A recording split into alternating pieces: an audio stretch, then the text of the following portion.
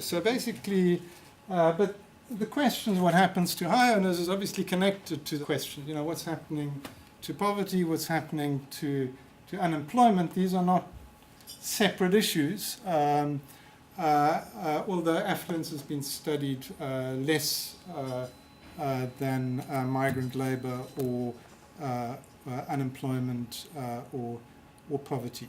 So basically what I'm going to talk a little bit about is some of the work that I've done recently on looking at high incomes.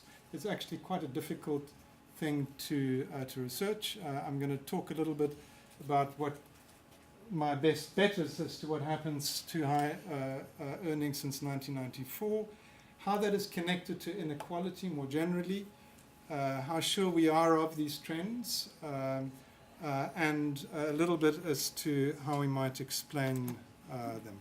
So this is a picture of what the wage trends have been since 93, which was when the PSLSD was started, and 2014, where this particular series ends. And what I'm plotting out, I promised Fazila I was going to try and be a good boy and not make this thing too technical, so I'm going to try and explain what I'm doing.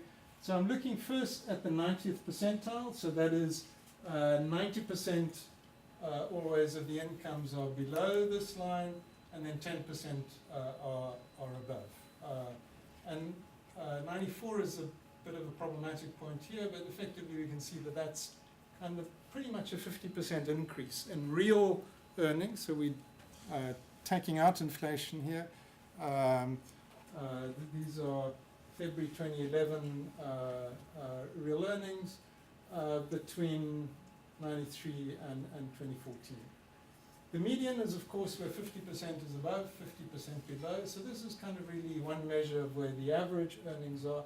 And the staggering thing is that that's pretty flat. That hasn't actually changed in real terms since 93. So effectively, at the first cut, the affluent have done well over time. The bulk of them have really seen pretty much no increases in earnings. What I haven't put in here is what happens right at the bottom. That actually does come up. So effectively, there has been some alleviation of kind of really low earnings over time. So that's what's happening. So the question is, what is the impact of those trends for inequality? And there are various ways of measuring inequality.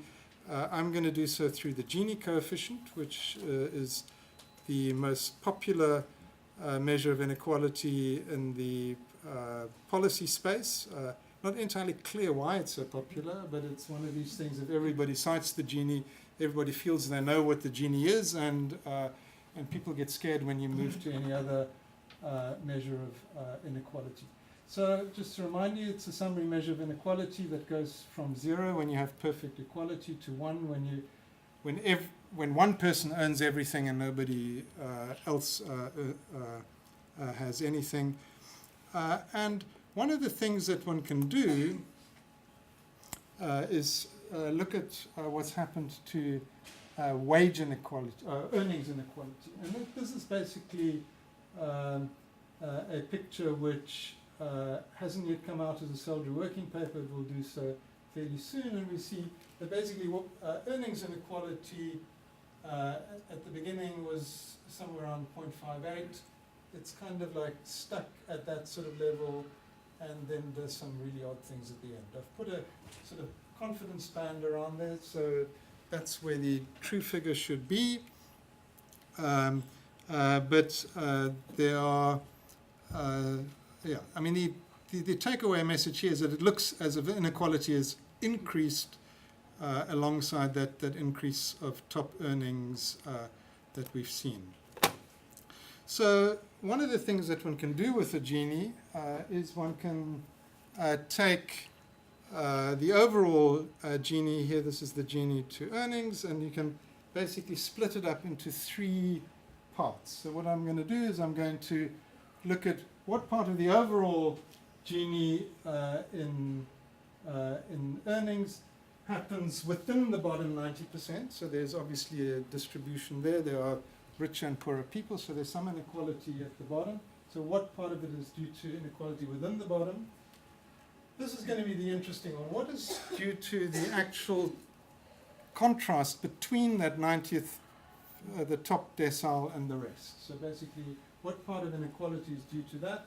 And then there's some inequality that happens inside the top. And this is the picture. So the overall Gini, so the scale has changed a bit from the earlier graph I gave you in the Gini. This goes now right down to 0.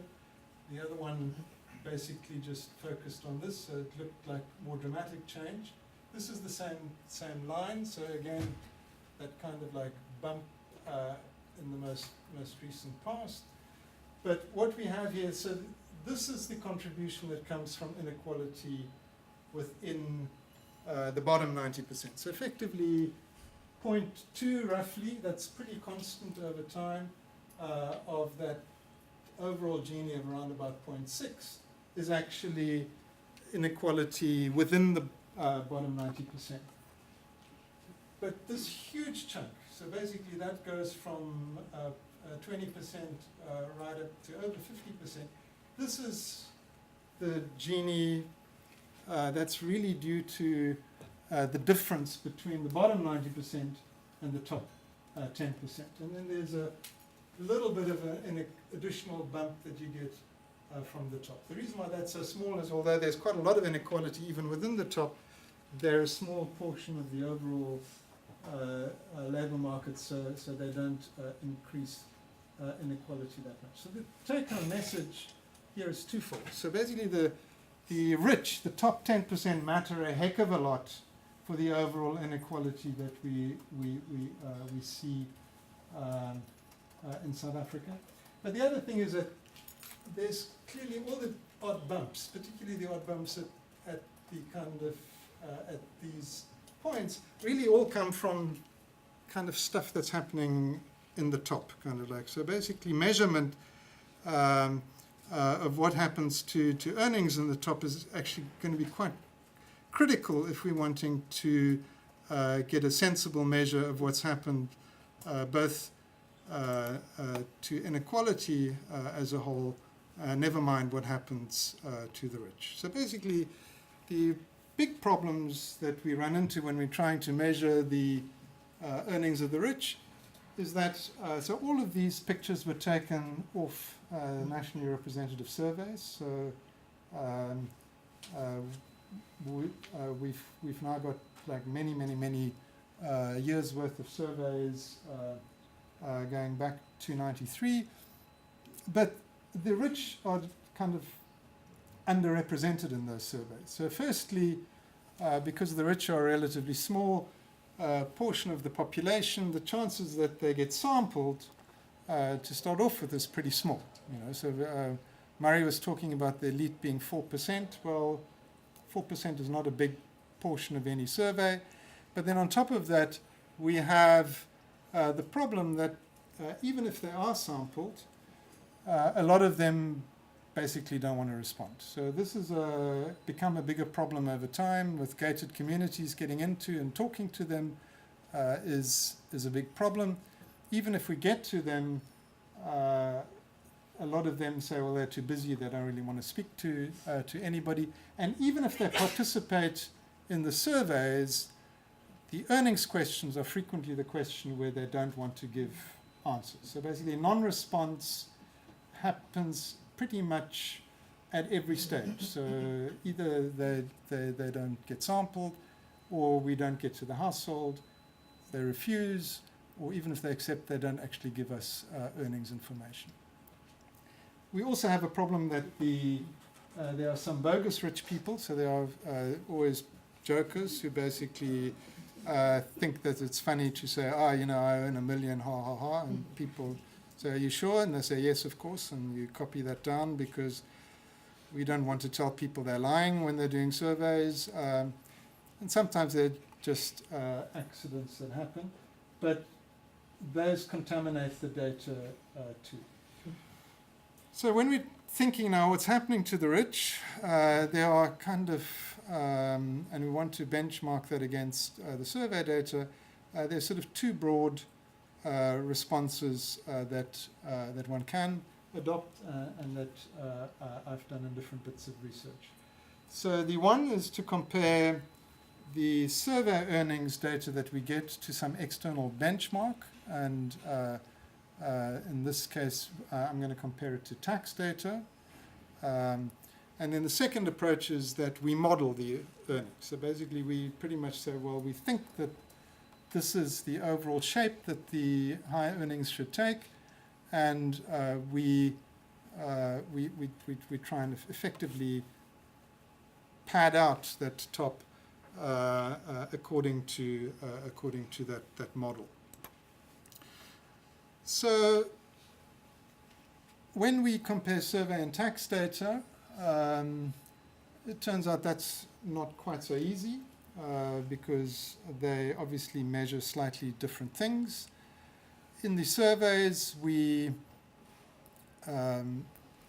ask separate kinds of questions to wage earners and to self-employed. In the tax data, they don't cut it that way. So in the tax data, you get much more comprehensive earnings overall. But what I did, and I'm giving you the sources there, there's a ready 3x3 working paper, which also came out as a SALDRU working paper, which talks about measuring incomes in the surveys and in the tax data. And what I basically did there was I took these two different sources and I lined up what would be the underlying population from richest to poorest, and I just compared at the same rank in the distribution what does the tax data suggest and what does the survey data suggest. What I should have added, which is not on this the slide, is that the data was actually made available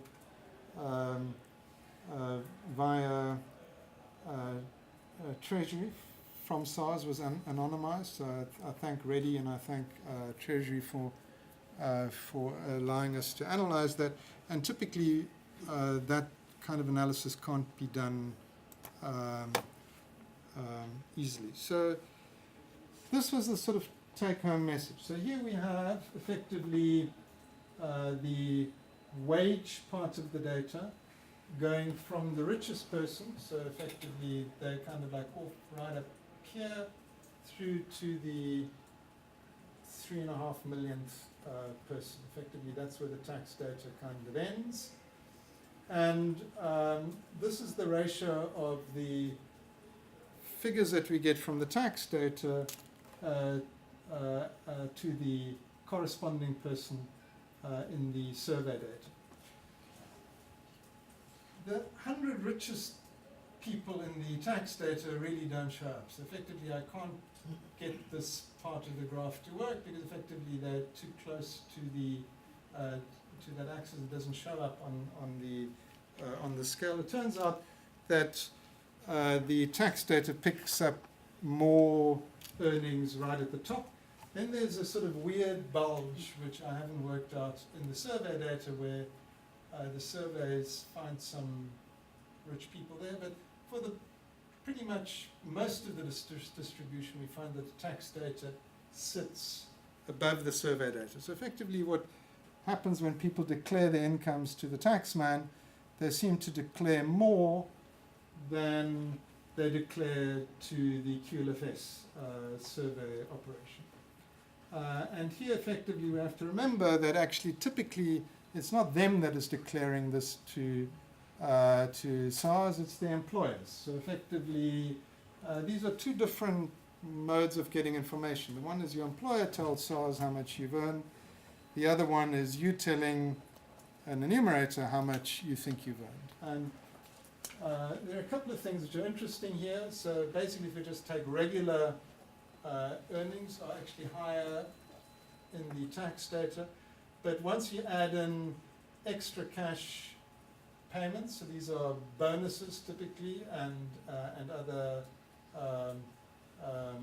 sort of irregular payments, that bumps it up even more. And when you add benefits on top of that, medical aid, pension, whatever, it goes up even more. So it seems that people kind of underreport their earnings in the surveys. So that makes sense. People typically don't remember every bonus payment that they've had or the value of the benefits.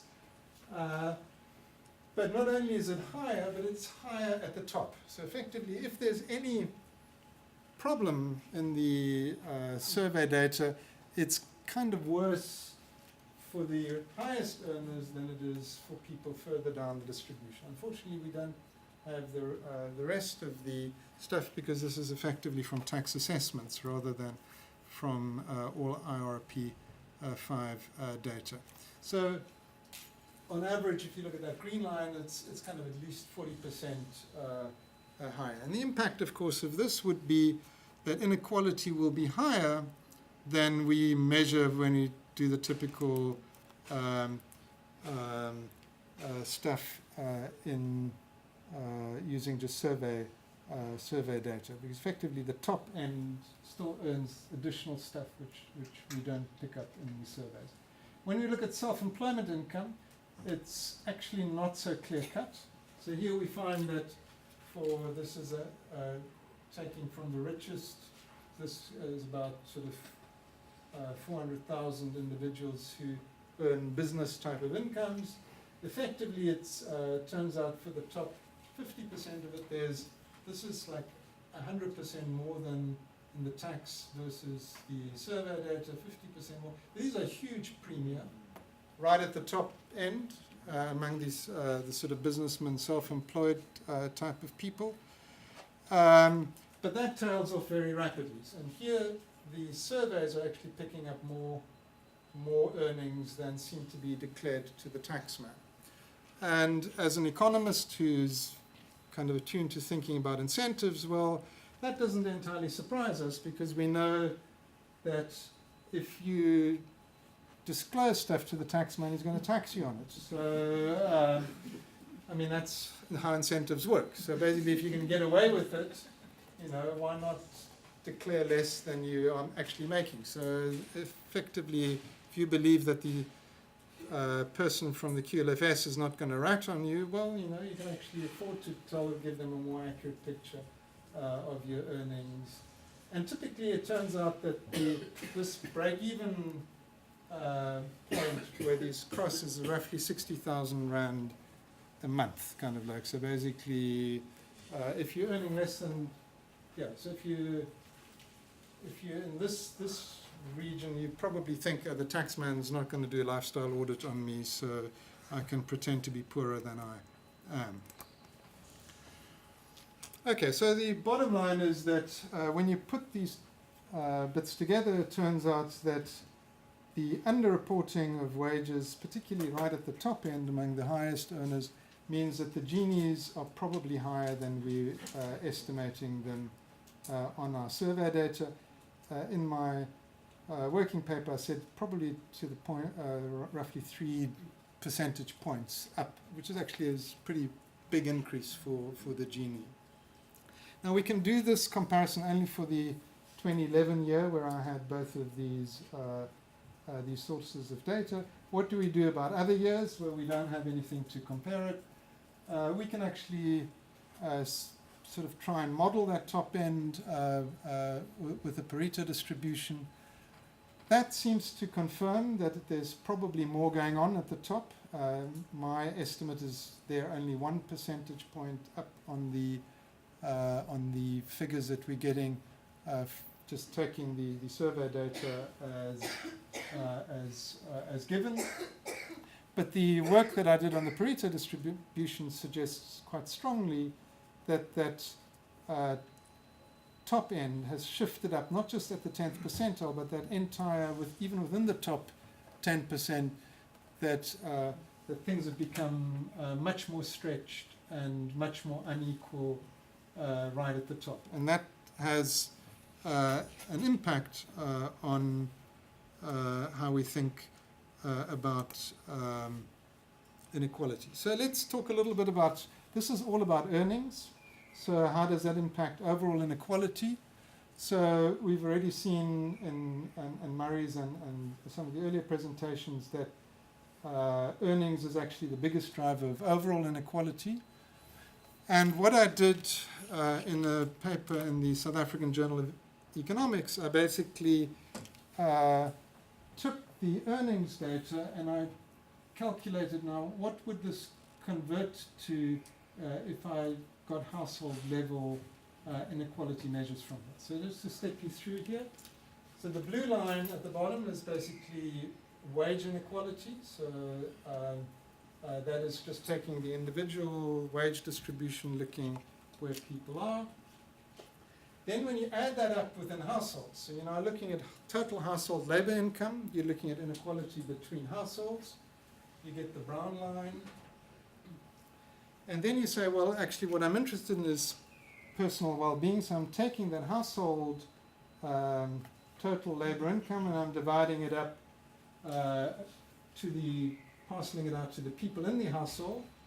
I can do that either with what's called an equivalent scale, that's the green, or just a simple per capita, which is the orange line. And effectively what you see is that at each step inequality actually goes up. So the baseline inequality which comes from the labour market actually gets amplified through the way in which people live in households, and it gets amplified by the shape of the household. So when you take account of who else is sitting in there.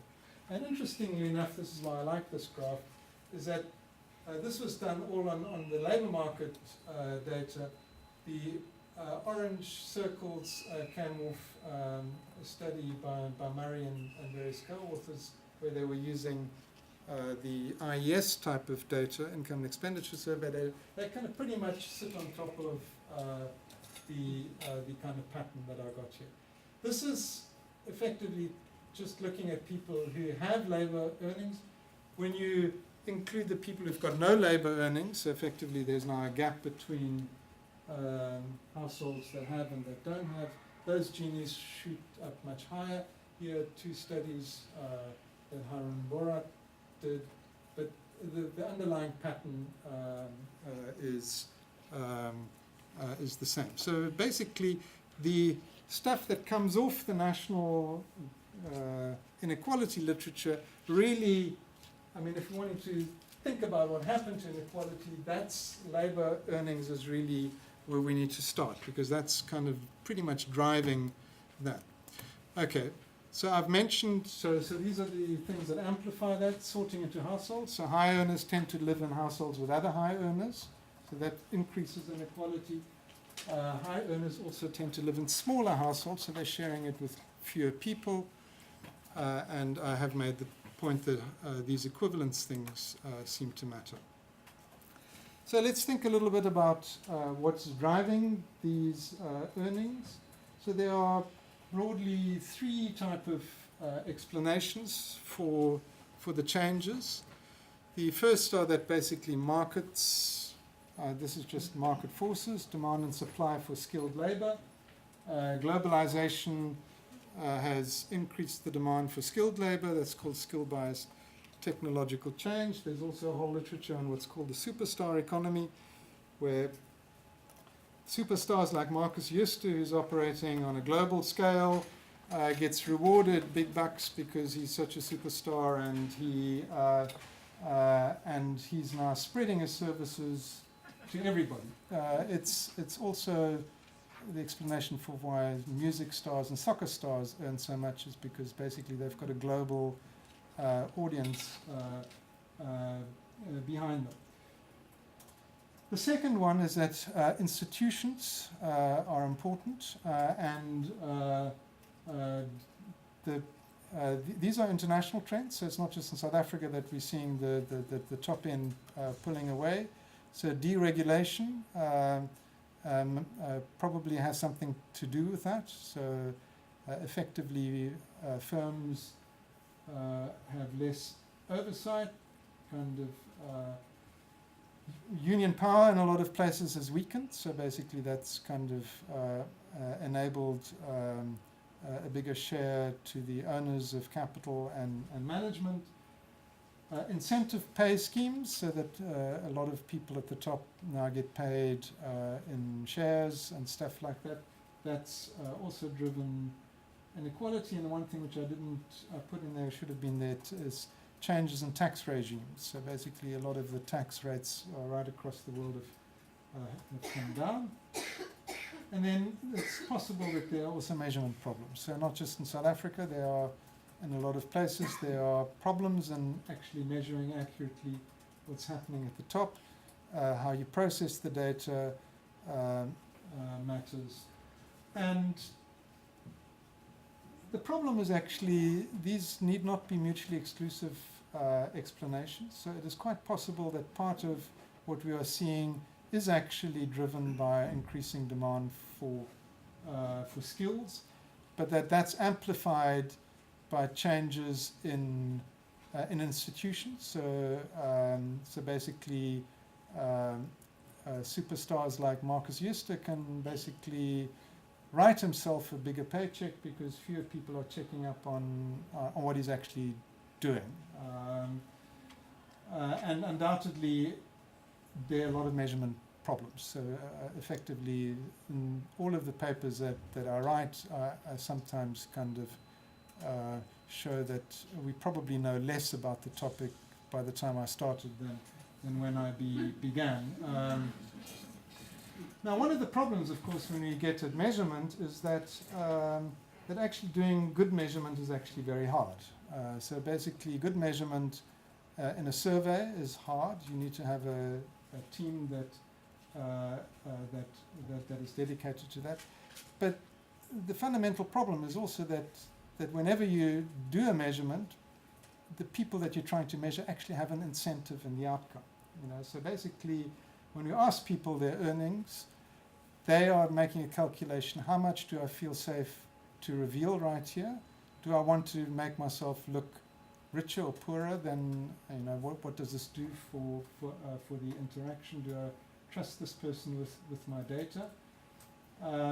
And the same thing, of course, happens not just to SALDRU when it goes and does its survey, it happens to SARS. Basically, people ask the same question. SARS is trying to measure my income. Do I want SARS to know my income? Do I trust SARS to treat me fairly if I divulge it or use the money efficiently? So if you don't have functioning institutions, then working out what's happening, particularly to the rich, is going to be much harder than it is when you do. And that kind of, I guess, brings me back to Francis. One of the things that I think is important when we're dealing with this thing is that the idea that you need to build institutions for doing this kind of science is actually important. And Francis, I should have added right at the beginning, my other connection to Francis is, besides starting up SALDRU, he also started up Data First, which I have a particular interest in because I direct it. So Francis has been creating institutions from the beginning, and he understood also that it's not just good enough, to write the motivation and raise funds for it, but you actually have to have capacity building, training to go with it. So also from the beginning, training has been part and parcel of what SALDRU and Data First have done. And part of what we're doing in relation to Stat South Africa, which is also money that actually Francis was helping and raise. So I think one of the things when we're thinking about where do we position here, if we're wanting to think about policy intervention, we actually need data.